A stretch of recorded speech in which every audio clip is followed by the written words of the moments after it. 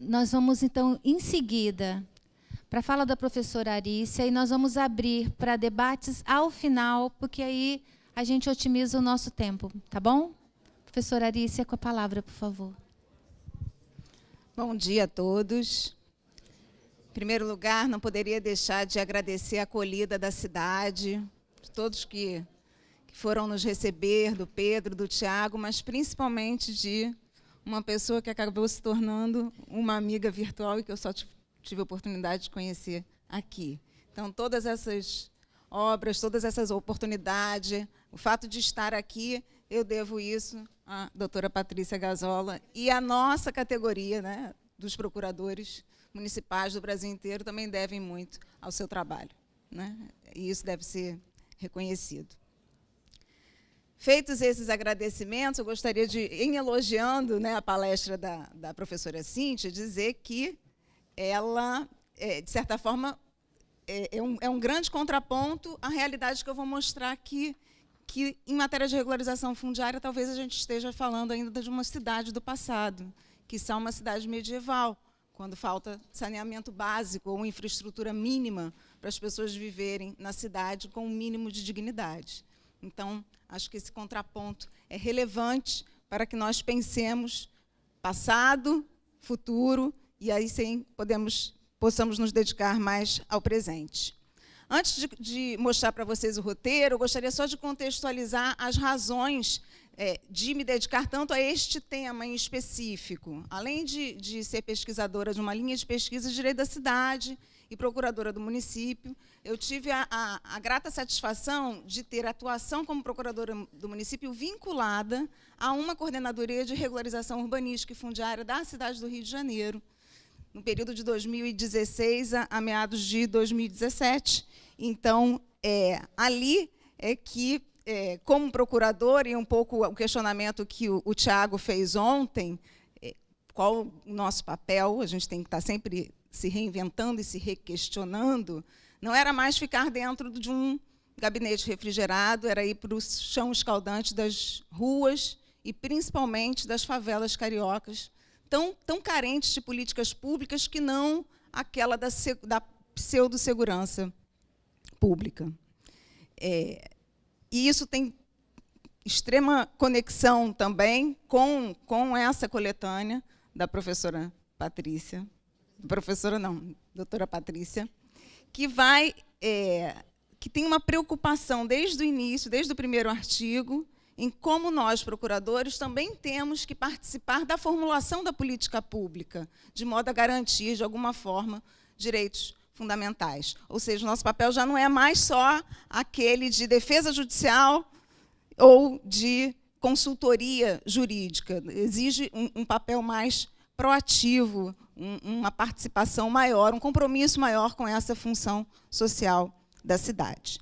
Nesse contexto, nosso roteiro vai se dividir em 4 partes, 3 teóricas e uma, rapidamente, prática. Primeira delas, qual o conceito de regularização? Já que o nosso tema é regularização fundiária, à luz dos Objetivos de Desenvolvimento da ONU, da nossa Agenda 2030. Como se conecta o tema da regularização urbanística e fundiária, e eu vou tratar aqui especificamente da regularização fundiária de interesse social, que é da população predominantemente de baixa renda, com estes objetivos. Para fazê-lo, primeiro temos que entender qual é o conceito de regularização fundiária, e principalmente qual é o conceito de regularização fundiária plena. Um segundo aspecto, vocês estão lendo? Como ultrapassar, diante da modificação do nosso marco regulatório nacional, que era a Lei da Minha Casa Minha Vida, o capítulo 3, e passou a ser a Lei 13.465 de 2017, como superar uma visão que é aparentemente estritamente cartorial e resgatar o seu conteúdo pleno? É possível fazê-lo? Há algum mecanismo que possa neutralizar esse possível retrocesso de que acusam a legislação? Como ultrapassar, portanto, essa visão estritamente dominial é a nossa segunda parte. Na terceira, efetivamente, como a regularização fundiária se conecta com os Objetivos de Desenvolvimento Sustentável da Agenda 2030 da ONU, mais em específico a ODS número 11, que vai tratar de direito à moradia em assentamentos populares. E, no final, como esses objetivos podem ser, de alguma forma, retratados, ou pensados, ou refletidos, no âmbito das favelas cariocas. Dito isso, o nosso primeiro. O primeiro. Ah, está comigo. Tá.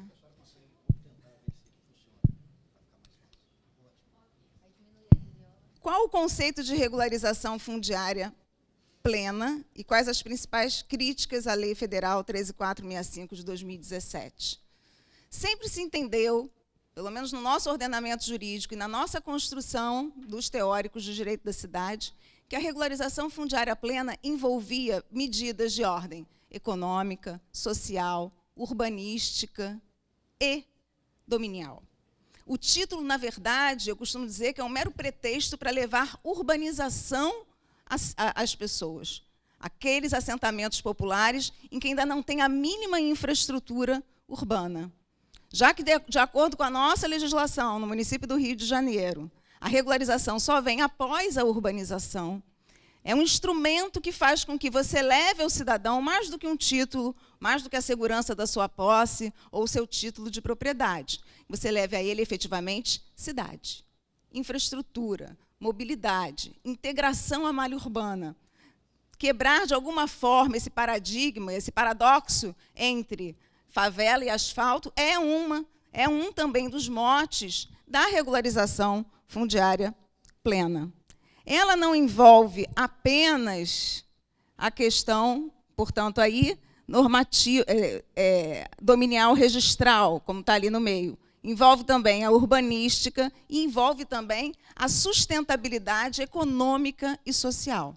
Portanto, primeiro, urbanização, infraestrutura urbana, esgotamento sanitário, para que a gente não continue com alguns assentamentos de cidades do passado, cidades medievais.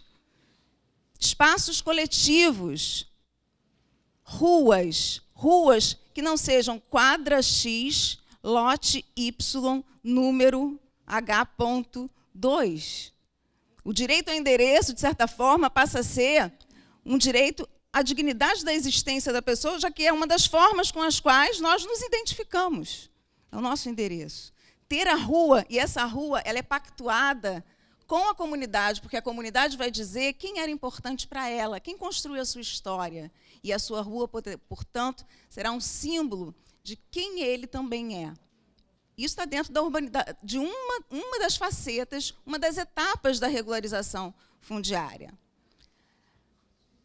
que é exatamente a nomeação de logradouros na regularização urbanística e que depois se conecta com a cidade como um todo.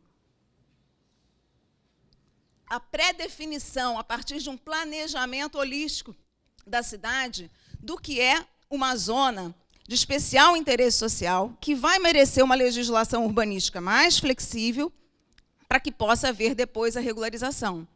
E aqui um cuidado muito grande que tem que se ter é que amanhã essa flexibilidade e a futura escrituração desta propriedade não torne ela muito mais atraente para o mercado formal do que o era no passado.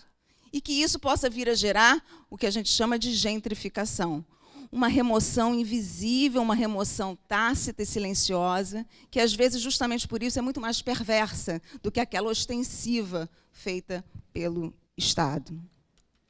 Envolve também sustentabilidade econômica e social. Não é possível fazer a regularização da moradia sem fazer a regularização da birosca, que está na garagem do sujeito, que é o sustento dele dentro da comunidade.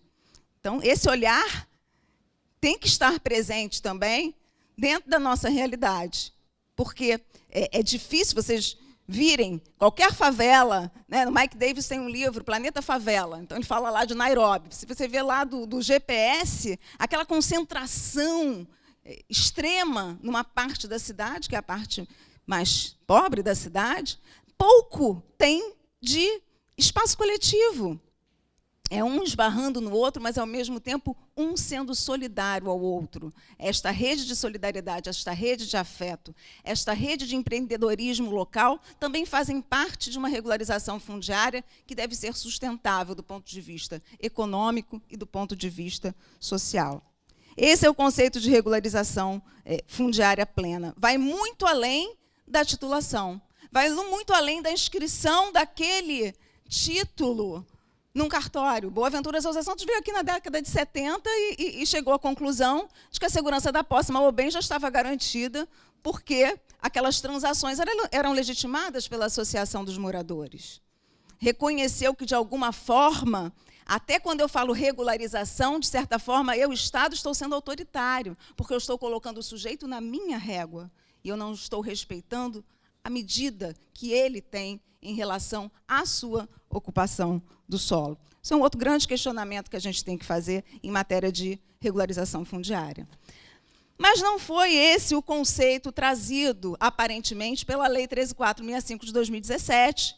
Todos que já leram minimamente sobre o tema sabem da inspiração desta legislação numa obra de um economista chamado Hernando de Soto, que diz que, na verdade, as favelas da América Latina teriam um grande capital morto. O capital morto é porque é tudo irregular. E, a partir do momento que houvesse regularização fundiária, o sujeito tivesse propriedade, ele ia poder desenvolver a economia, ele ia poder fazer empréstimo e dar garantia àquele bem, ele ia vivificar, então, aquele capital que ele entendera como morto. Não sei se morto para quem. Essa é uma outra questão que a gente tem que pensar. Mas o Peru fez isso há 3 décadas atrás, em massa, e os seus índices de pobreza e desenvolvimento econômico pouco oscilaram nessas comunidades onde isso aconteceu. E nós estamos chegando agora, também são diretrizes do BIS, né? Deve-se dizer que há uma inspiração no sentido de mapear cartorialmente o Brasil como um todo, já que há um grande potencial, de fato, arrecadatório em relação à terra, e não só isso, né, no sentido de, efetivamente, conhecer todos os seus cantos e recantos. O Brasil que existe nos cartórios não é do mesmo tamanho do Brasil que existe, geograficamente falando.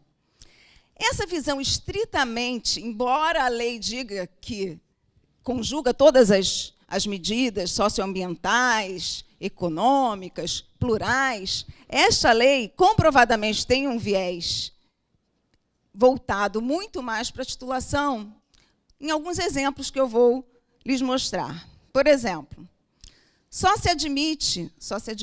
passa a se admitir regularização fundiária de assentamento precário.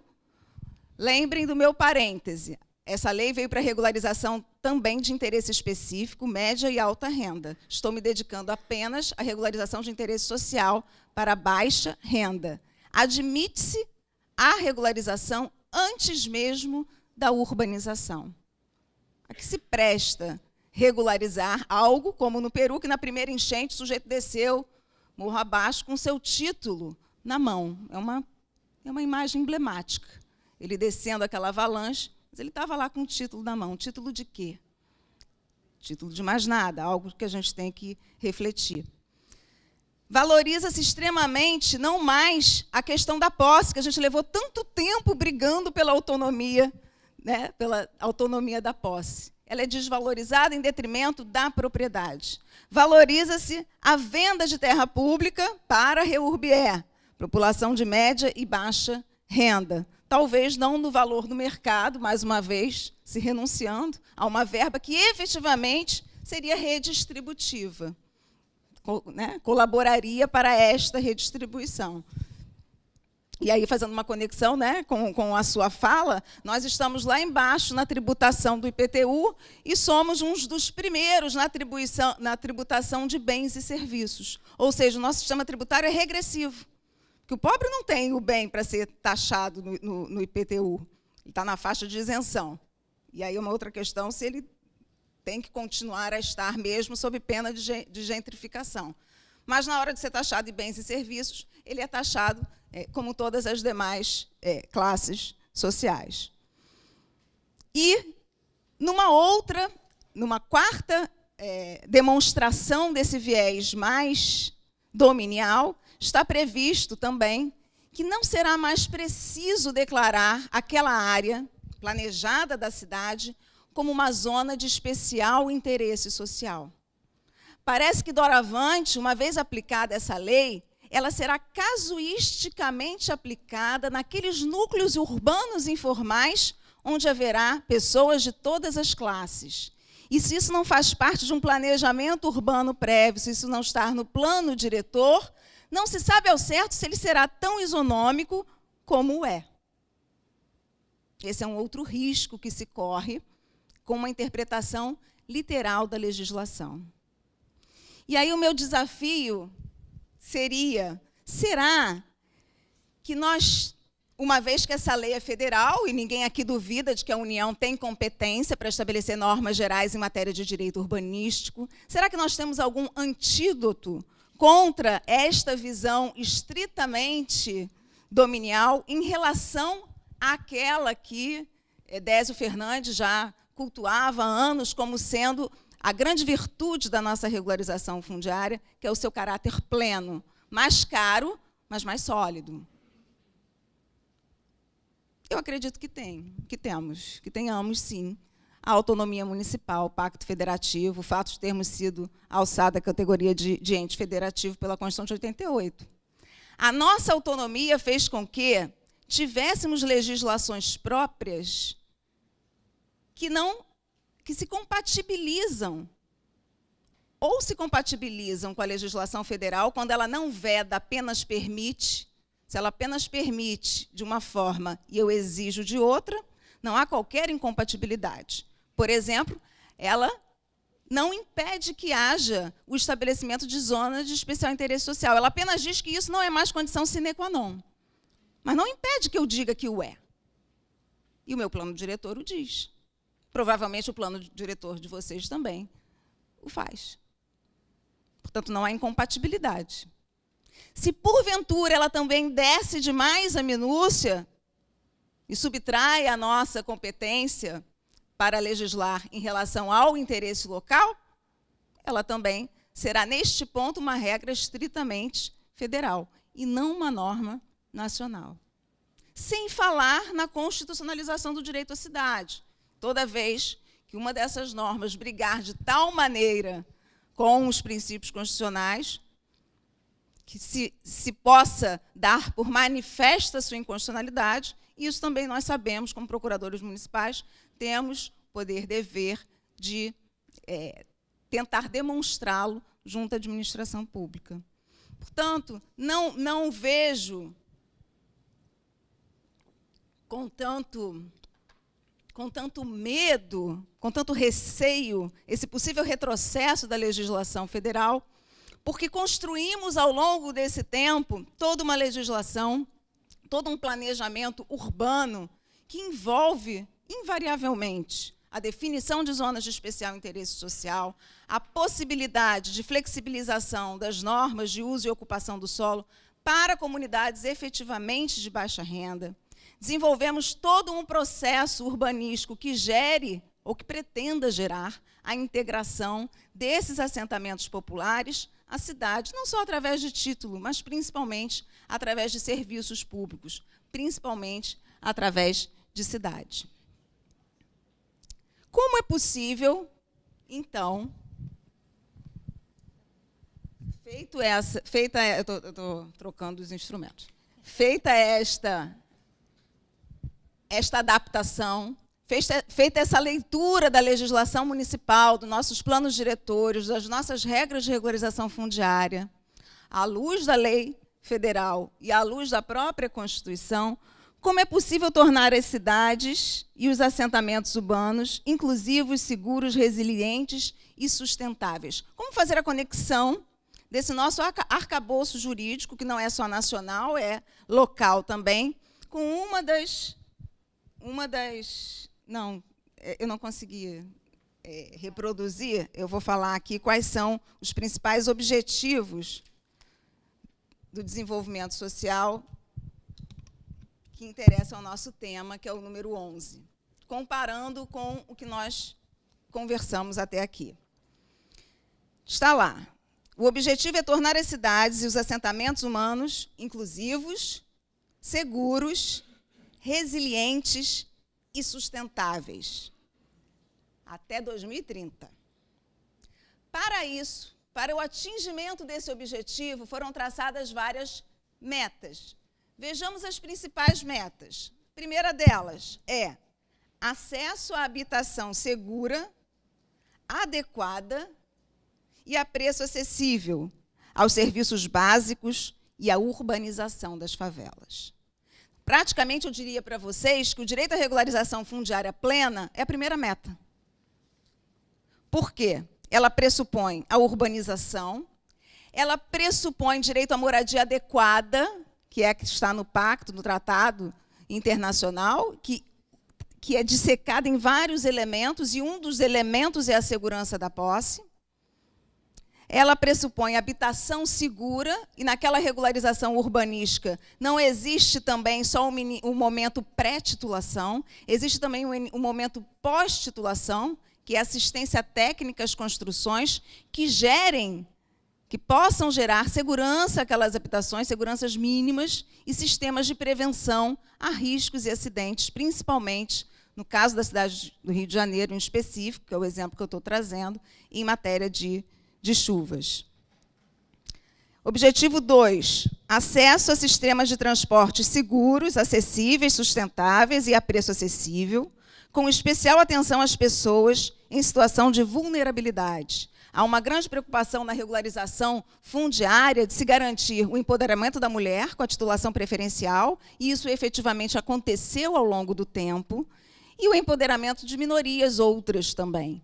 Na minha experiência concreta, adiantando um pouco o terceiro tópico, numa das comunidades que foram tituladas mais de 20 anos depois do início da urbanização, foi Parque Royal, na Ilha do Governador, na cidade do Rio de Janeiro, a primeira pessoa que nós atendemos foi um transexual, cujo irmão o expulsara anos antes por conta da sua escolha de gênero. E, portanto, uma vez titulado, ele se sentiu empoderado.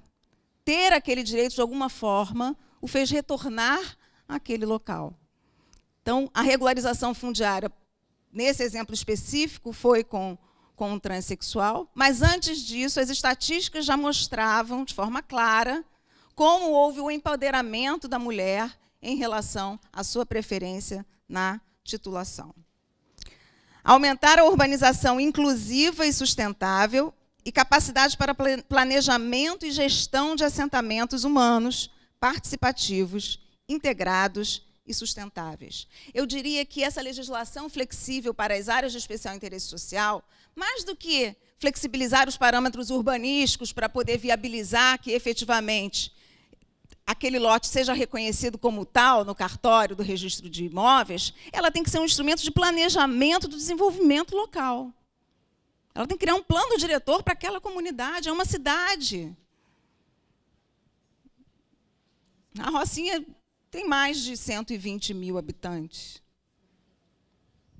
No último censo, 2010.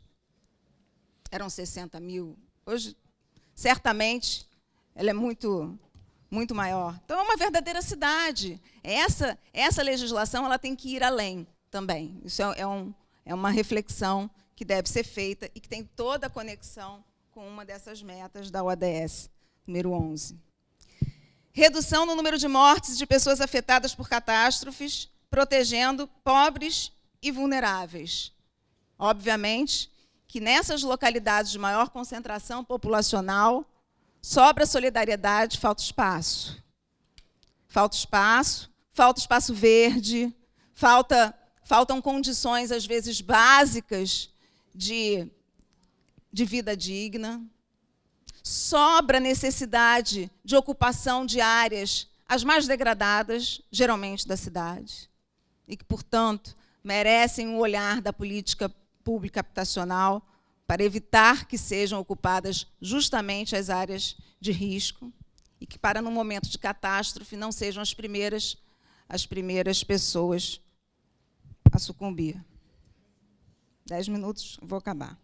Acesso a espaços públicos seguros, acessíveis e verdes. Difícil falar isso na cidade do Rio de Janeiro. Um gerenciamento holístico de desastre e construções, como falávamos, que sejam sustentáveis e resilientes. Portanto, há uma evidente conexão entre esses objetivos e, efetivamente, aquilo que se entende por regularização fundiária plena, aquilo que, à luz das suas legislações, provavelmente é o que, e com base na função social da propriedade urbana e da função social da cidade, é possível fazer no âmbito do seu município. Na cidade do Rio de Janeiro, já me encaminhando para o final, aí é Parque Royal, que é uma das comunidades que teve a sua regularização fundiária, isso é o PAL dele, né, plano aprovado de loteamento, em que depois todas essas ruas são integradas à malha urbana e todos os seus lotes foram registrados no registro de imóveis. Conseguimos, então, nessa época, com as 2 primeiras comunidades do programa Favela Bairro, que iniciou essa urbanização quase 20 anos depois, chegar à fase de titulação, tanto em Parque Royal quanto Fernão Cardim, que foram as primeiras eleitas nesse programa. Uma sensação de que ver aquelas pessoas que moravam nas palafitas terem sido deslocadas para moradias mais dignas, mais seguras, terem, então, reconhecido o seu direito à propriedade, foi uma grata satisfação para o município. Mas eu diria que são 2 no meio de 15, quando nós temos 1.023 favelas, pelo menos, na cidade do Rio de Janeiro, segundo dados do CIURB, que é o Sistema de Informações Urbanas do Instituto Pereira Passos, da Prefeitura da cidade do Rio de Janeiro. Temos programas verdes também nas favelas. A Babilônia foi eleita, foi uma demonstração disso, placas fotovoltaicas para gerar energia solar a partir do sol e para valorizar aquela área de proteção ambiental de que provavelmente o meu colega querido da Mata, que eu cumprimento aqui, irá tratar mais adiante, nem que sejam passando. Pois bem, nas últimas chuvas, e por conta dessas chuvas, foi decretado estado de calamidade pública na cidade do Rio de Janeiro.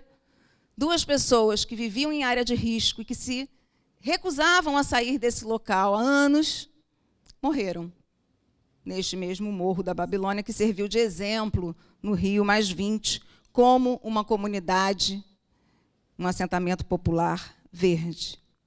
Muitas comunidades que se pretendem seguras e resilientes são reféns do tráfico de drogas.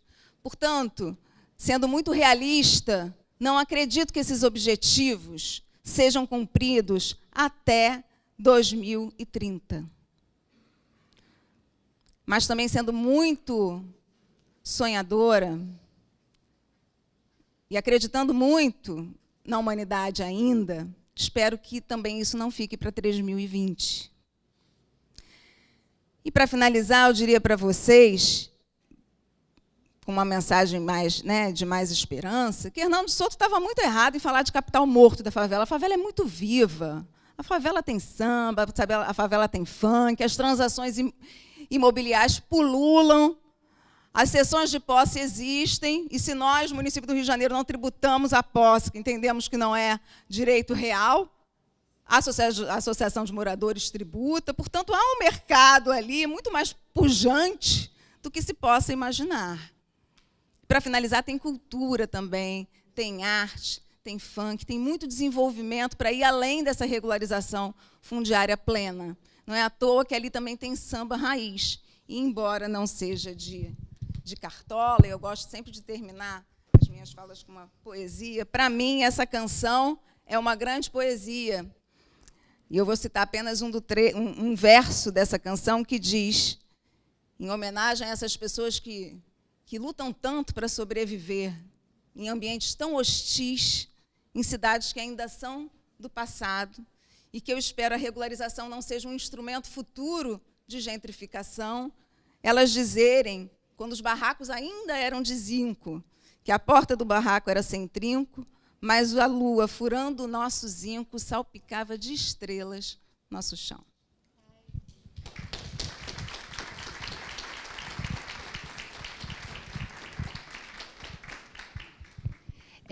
Eu queria pedir a autorização para falar alguma coisa, porque eu sou apaixonada por esse tema de cidades. E eu queria fazer aqui um depoimento. Vitória costuma ser uma cidade que pouco fala sobre seus ganhos e sobre suas realizações. Em 98, eu fui designada subgerente do Projeto Terra.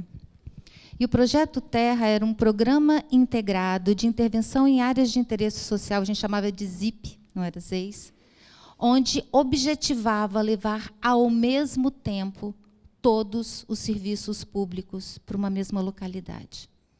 O Projeto Terra, que se iniciou em 98, já previa regularização ambiental, urbanística, social e dominial. E eu vim de dentro do Projeto Terra e sempre gostei desse assunto. E eu fui fazer uma defesa de uma antecipação de tutela no Supremo lá, suspensão de antecipação de tutela, e estava tendo uma discussão na Comissão de Desenvolvimento Urbano sobre o PL 3057, que é a Lei de Responsabilidade Territorial. E aí eu me envolvi nas audiências públicas e tive a oportunidade de levar para o deputado Evilásio, que era o relator na época, várias propostas. E, no meio dessas propostas, eu levei para ele o que eu entendia que deveria ser regularização fundiária, que era o modelo que a gente usava em Vitória. Eu tive a oportunidade em 2000, essa audiência pública foi em 2003. Em 2000, a gente teve uma reunião lá no Rio de Janeiro, no escritório do Habitat. Conheci a Lu Peterson, do Favela Bairro, e era muito engraçada, e foi perguntando o seguinte, por que a gente tem os entraves para a regularização fundiária? E eu disse uma coisa que foi muito a fala aqui da professora Arícia. Eu falava assim, o problema é que a gente, em vez de fazer a lei de acordo com o cidadão, a gente quer mutilar o cidadão para ele caber dentro da lei. Então, você pega uma roupa, você faz o alfaiate faz a roupa de acordo com o cidadão, e não mutila a pessoa para caber dentro da roupa. E aí o Júlio, que era procurador-geral do Rio de Janeiro, ele falou assim, essa mulher não é procuradora, não acredito. Aí ele falava assim, porque eu sou legalista, existe a lei, eu cumpro. Eu falei, ótimo, quando eu mudar a lei, você vai cumprir também. E, para sorte e para alegria minha, nessas discussões, Vitória fala pouco, mas isso tem um livro da Comissão de Desenvolvimento Urbano que prova o que eu estou dizendo. A arrecadação urbanística surgiu nessas discussões. Elvésio Castelo, aqui, estava falando, a gente já falou, a gente podia criar um mecanismo para regularizar as áreas já consolidadas, que não tem lide, mediante intervenção do município, só se houvesse lide que ia para o judiciário, e surgiu a demarcação urbanística, que a gente chamava de arrecadação urbanística. E essa proposta de regularização fundiária foi retirada do PL 3057 para fazer a lei da Minha Casa Minha Vida. Então, eu fico assim, muito feliz de uma ideia que o Júlio achava que não ia dar em nada, e virou uma nova forma de pensar a sustentabilidade do uso da verba pública. E que, de fato, a cidade é muito mais do que dinheiro. A cidade é feita de pessoas. E compete a nós, procuradores, lembrarmos os gestores de como trabalhar para evitar o desperdício. Esse conceito do Hernandes Soto, ele não pensa nas pessoas, ele pensa apenas no capital. E se a gente está numa cidade, a gente tem que viabilizar o direito à cidade. E eu trouxe de propósito, estou felicíssima, adorei as palestras, o futuro e a realidade real. E eu gostaria de fechar dizendo que tem uma frase do Luiz Roberto Barroso, quando ele faz uma análise da evolução do constitucionalismo, e no meio do texto ele fala o seguinte: chegamos ao 3º milênio atrasados e com pressa. E compete a nós, procuradores municipais, ajudar os municípios a vencerem esse atraso. Então é importante a gente ter amor e paixão pelo que a gente faz, porque a gente, de verdade, a gente pode mudar essa realidade. Então, eu também sou otimista, porque eu acredito muito na nossa categoria. Agora, vamos abrir, Marcos, para o... Doutora Patrícia, vou fazer aqui só uma interferência para pactuar com os colegas, que já são 12 horas, nós naturalmente iremos para o horário do almoço, mas nós não podemos perder a oportunidade de franquear a nossa plateia, os nossos participantes, dialogar com os nossos panelistas. E aí, então, nós, naturalmente, vamos atrasar um pouquinho o retorno do almoço, vamos fazer as 2 horas previstas para o almoço, mas vamos estender um pouquinho aqui o horário no período da manhã. Doutora, fique à vontade para mediar aí, vamos abrir as perguntas à plateia. Só pediríamos, então, dado aí o avançar da hora, que as perguntas fossem feitas de forma objetiva. Esteja à vontade, Guilherme. Vamos. Tem como levar microfone, então? Não, eu vou levar o eu vou levar o microfone. Vou levar o microfone para facilitar aqui. Vem aqui no microfone, não, claro. Para sair no vídeo. Não, claro, isso, claro. Guilherme, que é o presidente da Associação dos Procuradores de Aracruz. Professora Patrícia, obrigado pela palestra. Como procurador do município de Aracruz, a gente tem, muito provavelmente, como todos os municípios do país, problemas sérios envolvendo regularização fundiária. E um grande entrave que nós temos hoje, eu acredito que seja a realidade dos municípios menores, a falta de pessoal para fazer todo esse levantamento, projetos. O município de Aracruz, por exemplo, hoje não dispõe de serviço de topografia. Então, assim, como a gente tentar superar, não é a vontade, mas os entraves estruturais para poder realizar essa regularização fundiária. Muito obrigado. Muito obrigado, Guilherme. Professora. O município do Rio de Janeiro também padece do mesmo problema. Na verdade, nós fazemos a terceirização da regularização fundiária. É contratada uma empresa justamente para isso. Temos arquitetos? Temos. Na época, eu consegui 3 arquitetos para desenhar um PAL de uma comunidade mínima, com 250 unidades. Ele levou 6 meses. Então, eu comecei a pensar, podemos fazer licitação só de topógrafo? Porque, às vezes, só a topografia e outro material, outros profissionais que você tem, outros arquitetos, você consegue levar mais adiante. Mas os nossos grandes entraves são o desenho do PAL, eu preciso do arquiteto, eu preciso do topógrafo, logo no início, para fazer todas as medições, e depois aquele relacionamento que tem que ser muito amistoso com o cartório, sob pena de você não conseguir fazer nenhum registro. Mas eu diria para você que essa deficiência de pessoal especializado também é uma demanda que a própria prefeitura levou para a academia. De que forma nós podemos fazer projetos de extensão acadêmicos que especializem as pessoas no tema da regularização fundiária? Porque até o mercado é diminuto em relação a esse tema. Então, o que eu posso dizer para você é que, num primeiro momento, tente buscar no seu quadro de pessoal arquitetos, urbanistas, que se interessem por esse tema, mas, necessariamente, dinheiro de fomento internacional é que vai te ajudar a fazer contratação para levar, no bloco, a regularização fundiária adiante. Nem o Rio de Janeiro faz isso sozinho. Muito bem. Vamos aqui. Marcos, só uma informação. O governo anterior do Estado tinha o programa Morar Legal, e ele estava disponibilizando voos. E tem municípios que estão utilizando o voo com drone para baratear os custos. E, eventualmente, onde tem áreas de sombra, que você faria um trabalho mais manual. Mas isso eu acho que talvez esse novo governo vai continuar esse programa de regularização, que tem toda uma legislação, então talvez vai ajudar. Muito bem. Por favor, doutor, aqui nós tivemos um pedido. Pediria que a senhora, por gentileza, viesse aqui à frente, apenas para que nós pudéssemos fazer o registro, por favor.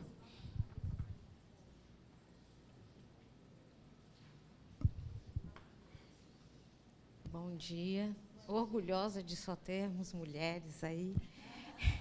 Eu sou procuradora, hoje aposentada, de uma das cidades mais ricas desse país, que é Campos dos Goytacazes, no estado do Rio. A gente é petrorrentista e, infelizmente, petrorrentistas. Vivemos presos. O meu subprocurador orgulhosamente está ali. E eu queria fazer 2 questionamentos.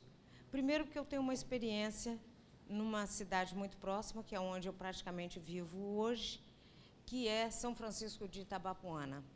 Em 2009, 20% da população de São Francisco do Itabapoana não tinha banheiro em suas residências. Isto é um absurdo, é uma cidade aqui que faz divisa com o sul do Espírito Santo. Tá? E também tem alguma coisa de petróleo. Campos não tem um cadastro imobiliário nem decente, ele é indecente, ele é imoral, porque não temos nada. Agora, temos uma experiência, várias experiências, eu não sei quantas, doutor Bruno, de transferência de população de áreas, de favelas, né, para bairros planejados. O que aconteceu com a nossa cidade? A nossa cidade é hoje uma das mais violentas deste país, porque você tirou a identidade daquelas pessoas, apanhou aquelas pessoas, tirou daqui, as transferiu para ali, sem nenhuma identidade, sem trazermos escola, sem trazermos a identificação. O sobrinho mora longe, a tia idosa precisava do sobrinho, e você não levou em consideração isso. Então, eu acho que essa urbanização, ela é muito boa, ela é muito bonita, mas estamos esquecendo da população que vive na favela. Tá? Não, eu não estou dizendo que é totalmente esquecido, mas isso não está sendo passado para o gestor. O gestor, eu acho que ele desconhece o lado humano dessa transferência, dessa criação da área urbana. E o meu questionamento maior não vai nem só nessa questão da reurbanização, vai na questão do imposto territorial rural, do IPTU, que, veja bem, nós estamos falando, aí a gente fala, diminuir a isenção e tal, mas nós estamos num país onde a reforma trabalhista e a reforma previdenciária vai nos transformar em pessoas que ganham menos que um salário mínimo. Como se falar em IPTU? Vamos taxar os mais ricos, sim, mas e essas pessoas? Se elas somente se empoderarão a partir do momento que tiverem os seus títulos urbanos, né? Como fazer isto neste país, onde as reformas estão acabando com o pouco que restava de dignidade humana? Obrigada. E desculpem, é porque eu sou altamente ser humano. Sandra. Doutora Sandra, muito obrigado por sua participação. Imagine, não há o que se desculpar. Doutora Sandra, nós, na verdade, não divergimos, nós concordamos plenamente. A minha preocupação com a urbanização é que, justamente, as pessoas não tenham que ser, sob o pretexto de que a favela é um lugar insalubre, serem dali retiradas para locais muito mais longínquos, que depois vão custar também muito mais caro para o próprio poder público, porque a infraestrutura urbana, até chegar lá, ela é muito mais cara. Falando em Smart City, a gente fala hoje em cidades compactas, cidades que aproveitam os seus vazios urbanos e que, justamente, respeitam o local de pertencimento, o seu local de afeto, o local onde você se identifica. Quem você é tem a ver com o lugar onde você nasceu, né? Onde você vive, onde você se reconhece perante os demais. É uma construção social que foi feita durante anos. Se de uma hora para outra faz esse deslocamento, é justamente a mantença dessas áreas como zonas de especial interesse social que me parece que permite que não haja justamente uma remoção que não vai ser ostensiva, ela vai ser tácita. A partir do momento que você regularizou, o mercado se interessou, se a legislação de uso e parcelamento do solo não proibir remembramentos outros muitos, determinadas favelas da cidade do Rio de Janeiro vão ser ocupadas apenas por resorts de luxo, não há dúvida de que isso é um perigo, né, possível.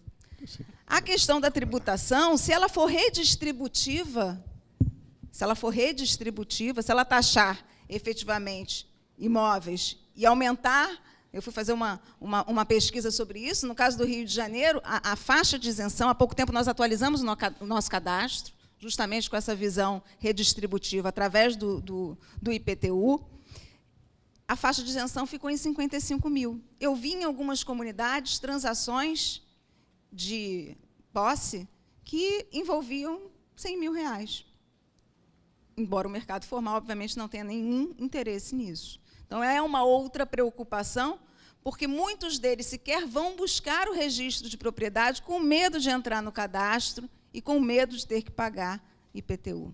Na prática, não é cobrado nas favelas, a não ser que a própria pessoa vá à prefeitura e peça o seu carnê, o que não é uma prática muito usual.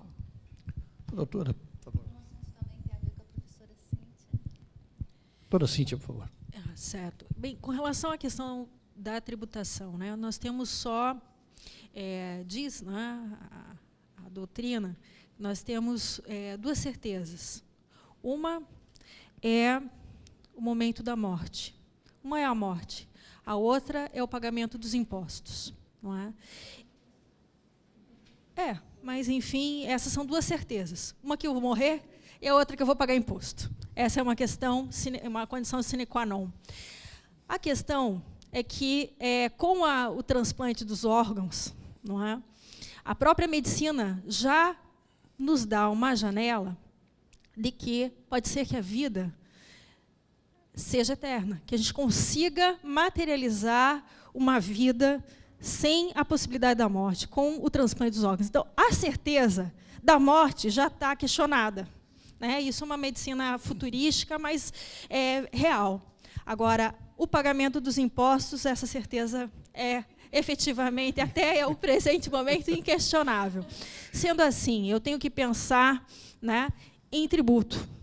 Mas, além disso, a nossa fala, a nossa afirmação é que o tributo deve ser pensado por meio do viés da solidariedade. Então, o tributo ele existe para que haja solidariedade na existência do Estado. E deve ser também compreendido não mais como um instrumento de mera arrecadação, mas um instrumento de gestão de cidade. Essa é a principal questão. Então, no caso do IPTU, ele é uma ferramenta do passado, do presente e do futuro para a construção de cidades. Isso é fundamental entendermos como uma verdade absoluta. E a solidariedade se dá, sem dúvida, por meio da progressividade. E, mais do que isso, entender que não é a propriedade em si, mas o animus domini que me dá a incidência tributária. Animus domini é propriedade, domínio útil e posse, ad usucapionem. A posse ad usucapionem pode e deve ser tributada. Então, essa é uma opção dos municípios brasileiros. O fato de existir a informalidade não me impede de tributar, não me impede de tributar, inclusive a favela. O que a gente tem que visualizar nisso é a capacidade contributiva e o mínimo existencial. O mínimo existencial, esse sim não pode ser tributado em hipótese alguma, porque é um caso de não incidência tributária. Portanto, é fundamental entendermos essa realidade em termos de tributação no Brasil. Muito bem. Doutora Patrícia, me permita aqui só uma interferência. Nós teremos a sequência desse painel, após o almoço, com a presença, a palestra aqui do Dr. Luiz Roberto da Mata, que já nos honra aqui com sua participação no auditório. Ele nos falará sobre grandes eventos, direitos difusos e judicialização, a experiência das Olimpíadas no Rio de Janeiro. Importante que os colegas entendam a importância dessa palestra para que nós possamos aproveitar a experiência vivida pelo município do Rio de Janeiro os reflexos disso no cotidiano hoje da população, que se pôde aproveitar. Então, nós teremos uma palestra muito interessante no retorno do almoço. Mas isso não quer dizer que nós vamos parar neste momento. Nós temos ainda 3 inscrições para perguntas. Gostaria de propor, doutora Patrícia, se a senhora assim concordar, que nós já façamos as 3 perguntas e iremos fazer a conversação para podermos adiantar os trabalhos. Então, colega, por favor, pode, pedindo, por favor, que se identifique.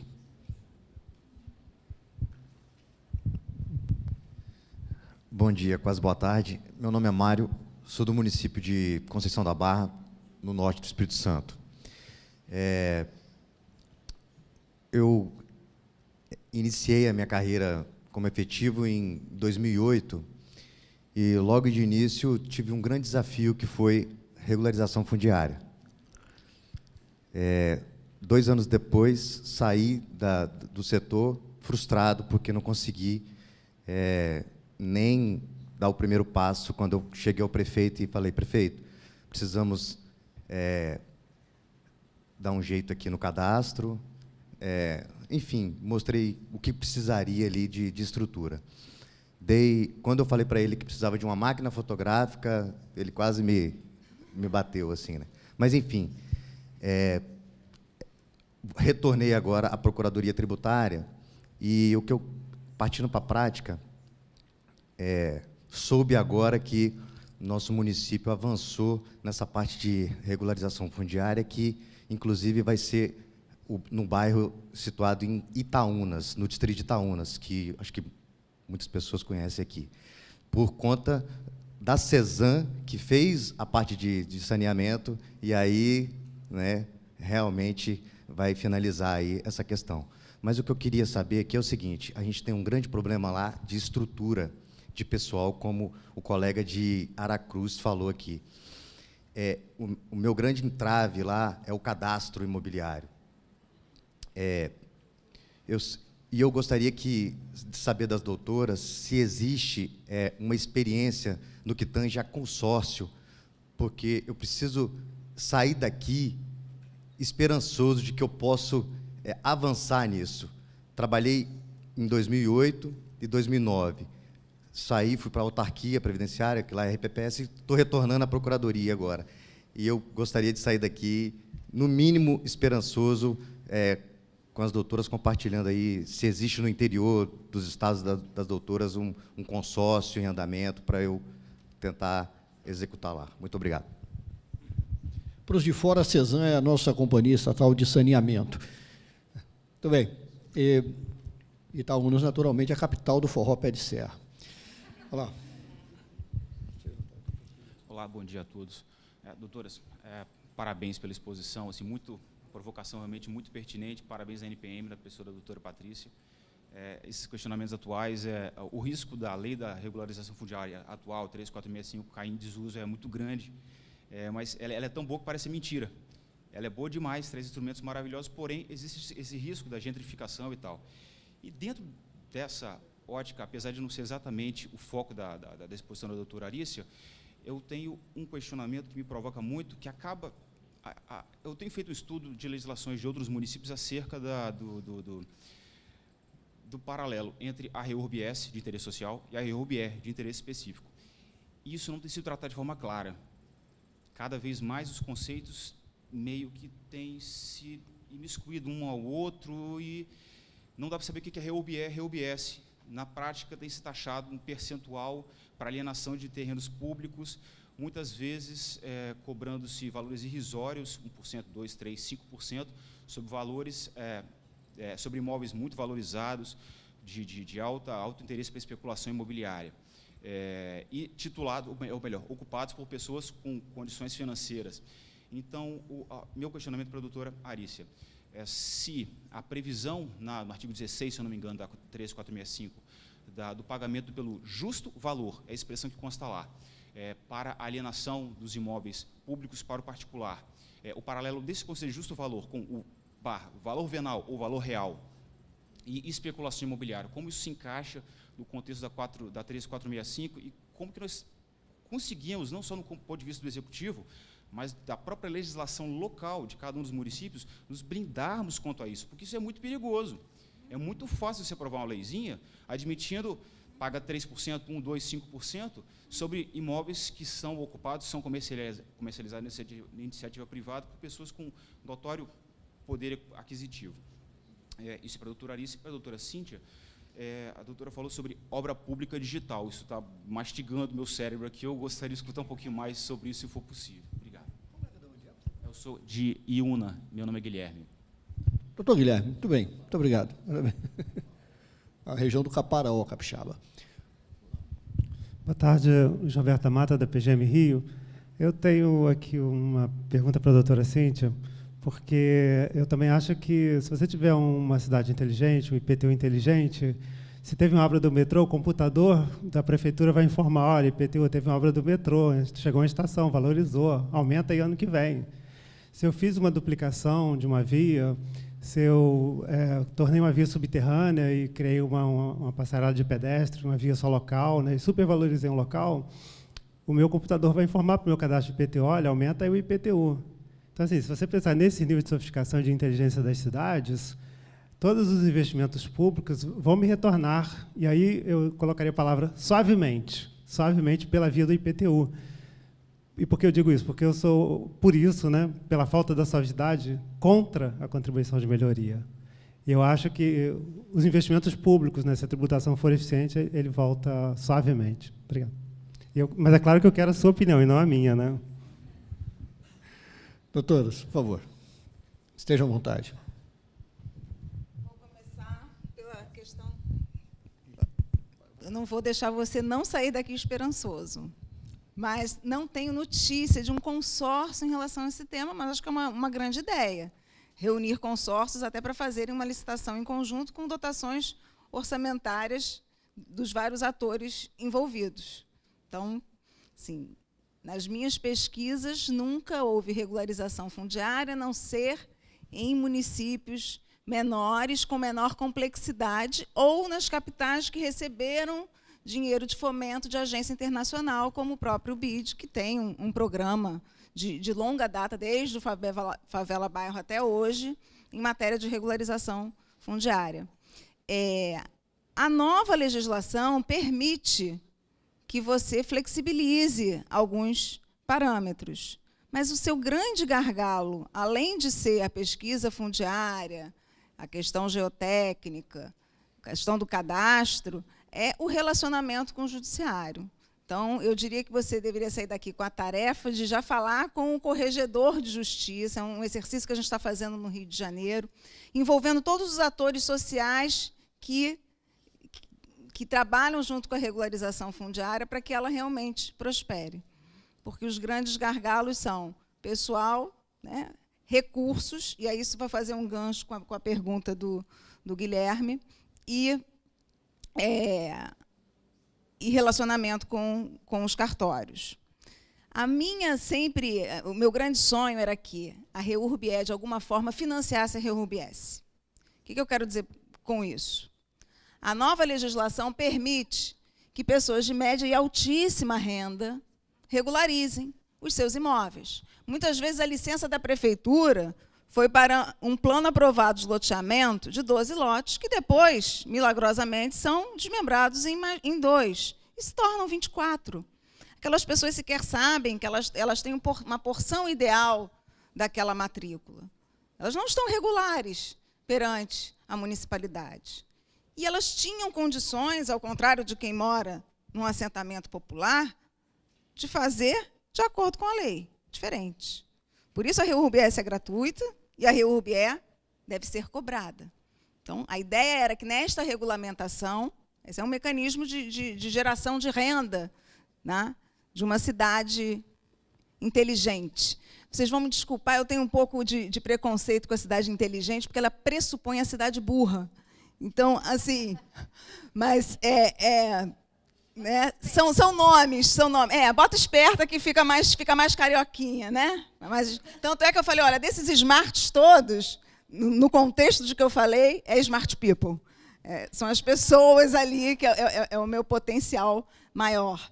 Então, por que não transferir essa mais-valia que virá da regularização para o fundo que vai custear a regularização de interesse social. Cheguei até a tentar minutar uma regulamentação da lei nesse sentido, não sei, eu me afastei de lá, fui também para a Procuradoria Tributária, não sei, né, por onde anda. Mas seria uma maneira de gerar recursos e você poder sair daqui mais esperançoso, sabendo com quem você vai conversar e que mudança legislativa você vai tentar operar para que esta lei torne a regularização de interesse social autossustentável a partir da regularização de interesse específico, que, Guilherme, não deixa de ser uma certa apropriação cultural. Só que de uma maneira novamente regressiva em relação do uso do espaço urbano. Para mim, quando ele diz que não é só o valor justo, descontadas as benfeitorias, e também o valor das benfeitorias e o valor da valorização imobiliária que ele gerou. Mas ele se aproveitou dessa valorização imobiliária e agora isso vai ser descontado? Pelo contrário, isso tinha que ser acrescido. Então, para mim, eu já discuto a própria constitucionalidade da segunda parte dessa forma de cálculo. E foi feito muito, já está regulamentado nos terrenos da SPU, em Brasília, para que grandes condomínios fechados, que é uma outra questão que a gente, né, teria que discutir aqui, que é a privatização da coisa pública, a privatização dos logradouros públicos, que ela traz agora e, de certa forma, legitima, fez com que esses bens públicos fossem vendidos por um preço muito aquém até do próprio valor do mercado. É justo para quem? Para o resto da cidade, certamente não é. Então, pegando um pouco dentro desse contexto da repartição dos bônus e ônus urbanísticos, que é tão caro para o Lincoln Institute, né, que é um trabalho que e você citou aqui, o nosso desafio, talvez, seja aumentar essa tributação de quem efetivamente tem mais renda e torná-la redistributiva. Mas num país em que dividendos não são tributados, né, nós temos muito ainda a avançar. Bem, com relação à questão do cadastro, consórcio hoje, você vai encontrar os consórcios de lixo. Inclusive, Curitiba e região metropolitana tem o consórcio do lixo, e é uma metodologia, a metodologia da aplicação do consórcio que, por analogia, poderia ser aplicado para cadastro. Para cadastro, também desconheço no Brasil algum consórcio nesse sentido. No entanto, para o cadastro imobiliário, tem muita possibilidade de você, desde que consiga satisfazer as questões formais, a ter subsídio da União Federal. Tá? Inclusive, a atualização do cadastro territorial de Curitiba está sendo feito com dinheiro federal. Tá? Então, eu posso, depois, né, te passar esse detalhamento, porque, na verdade, a gente tem muito subsídio para isso. Além disso, cadastro ele se auto-remunera. Então, você atualizando o cadastro, isso é uma pesquisa comprovada na América Latina, não tem efeito inverso. Você atualizou o cadastro, ele se paga e ainda gera renda para o município. Então, essa poderia ser o início, não é, do convencimento do seu gestor, porque realmente não há como você ter uma ineficiência a partir do momento em que você atualiza cadastro territorial. Tá? Então, verba federal, os consórcios de lixo podem ser utilizados por meio de analogia para a aplicação de um consórcio futuro para cadastro territorial. E, enfim, eu acho que dá para a gente sair um pouco mais otimista daqui, mesmo para municípios, né, menores. A questão do Guilherme, não é? Tua questão, Guilherme. Obra pública digital entra dentro da possibilidade da contribuição, de você cobrar a contribuição de melhoria em qualquer obra pública. E obra pública ela pode ser, né, a tradicional, enfim, e a digital. Ela só não pode, obra pública que não gera contribuição de melhoria é a reforma. A reforma está afastada da incidência da contribuição de melhoria. Então, eu imagino assim, a evolução da obra pública. Né? Nós implementamos, por exemplo, num dos nossos parques, em Curitiba, um sistema de segurança digital, um sistema de monitoramento digital na nossa Rua das Flores, ela inteirinha monitorada. Se essa obra digital, que é uma obra digital de monitoramento e segurança, por exemplo, se eu coloco Wi-Fi numa praça, se eu coloco qualquer forma de obra, ainda que imaterial, mas que gere valorização imobiliária, fará com que haja a possibilidade da incidência tributária e, com isso, a possibilidade da cobrança da contribuição de melhoria. Desse fica caracterizada a valorização em face de obra pública, que pode ser digital. Então, é lato sensu, é onde a gente conseguir enquadrar esse desenvolvimento digital que vai estar ocorrendo daqui para frente, junto a todos, né? A todas as cidades mundiais e no nosso caso, das cidades brasileiras. A questão da Smart City, né? Smart City, na verdade, quando você entra nos conceitos, principalmente europeus e americanos, se referem a cidades inteligentes, mas numa tradução mais restritiva. Na verdade, quando a gente a tônica da inteligência aqui é conectividade ou não. É? É claro que, automaticamente, no momento em que você não se atualiza, né, o afastamento da própria conectividade e do desenvolvimento urbano vai acontecer. Né? Então, acho que é um termo que tem que ser realmente analisado não só pela inteligência, mas principalmente pela qualidade de vida. Né? Por isso que eu trouxe o conceito da ONU de cidade inteligente, que é efetivar qualidade de vida. Então, poderíamos também fazer uma leitura da própria cidade amável, né? A cidade feliz, no caso. Esse, sim, seria um Smart City ideal. Mas, enfim, quando a gente fala em inteligência, a gente quer falar de tecnologia da informação, né? Que é a condição sine qua non para as cidades do futuro, isso eu não tenho a menor dúvida. A questão do Dr. Roberto. Muito boa a sua colocação, é uma das minhas favoritas. Né? Porque a gente tem que entender que o que é a tributação? A tributação é o meu bolso. A tributação é uma esfera, e essa esfera é o meu bolso. Eu pego a Constituição do Sistema Constitucional Tributário e faço várias facetas nessa esfera. Uma delas vai ser a renda, imposto de renda.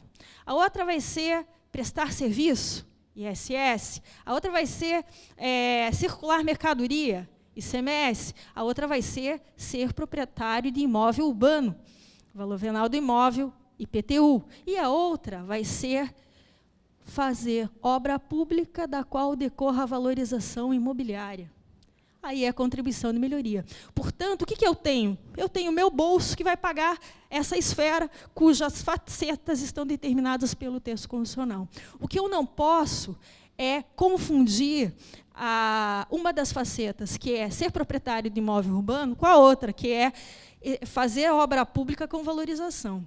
São duas incidências tributárias distintas e constitucionais, e mais que isso, são duas facetas que estão estabelecidas pelo Estatuto da Cidade, inclusive, e que se vinculam ao direito à cidade. Então, você fazer uma obra pública e não recuperar a valorização imobiliária, realmente vai de encontro ao sistema constitucional, e mais que isso, ao próprio Estatuto da Cidade, que visa a gestão de cidade. Né? Então, eu tenho que entender que essa é uma realidade tributária do nosso país e de toda a América Latina. A questão é, isso é ato vinculado ou é ato discricionário?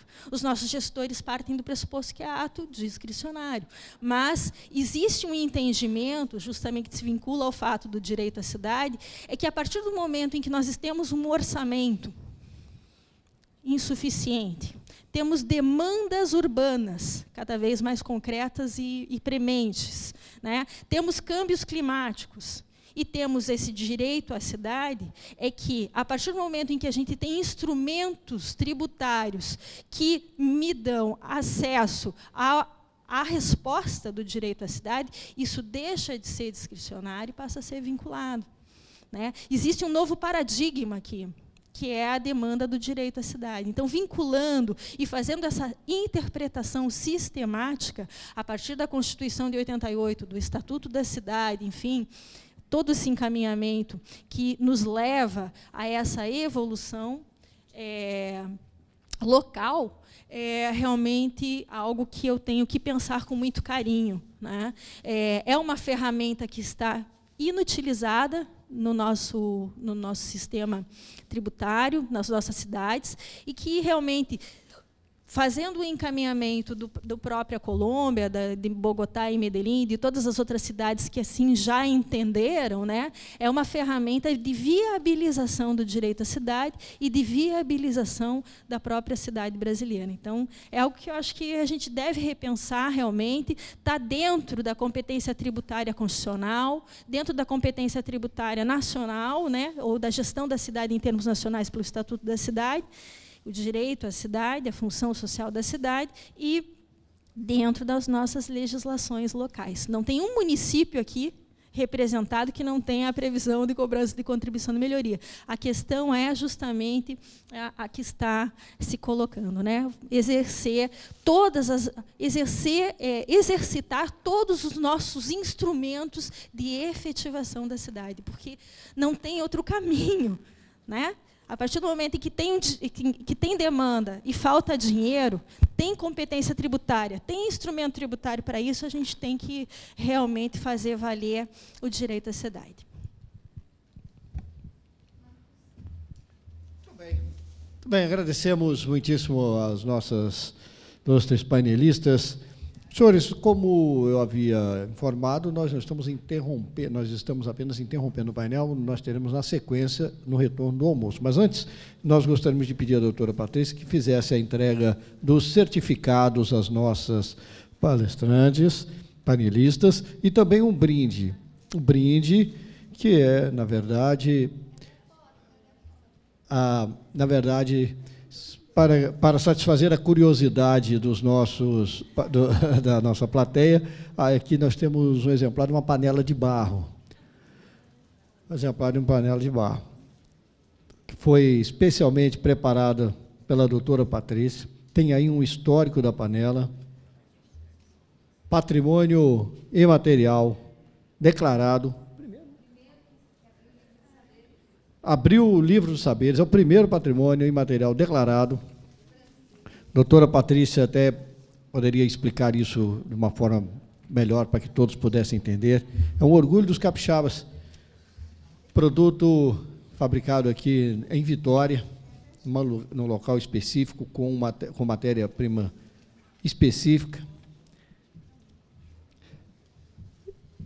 E é motivo de muito orgulho dos capixabas.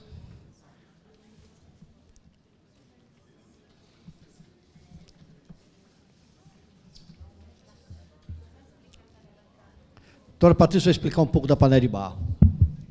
Na verdade, o modo de fazer a panela de barro das paneleiras de Goiabeiras já era feito dessa forma, nesse mesmo lugar, antes do descobrimento do Brasil.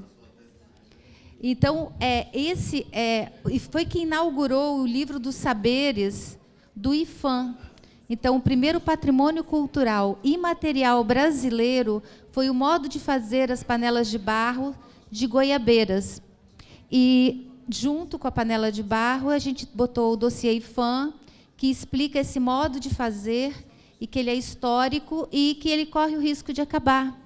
Porque o barro só encontra nessa mesma jazida, e a gente não encontrou ainda, já fizemos pesquisas minerais, e não tem outro barro com as mesmas características. Essa panela não é feita no torno, ela é moldada pelas paneleiras, pela mesma forma que era feito antes do descobrimento do Brasil.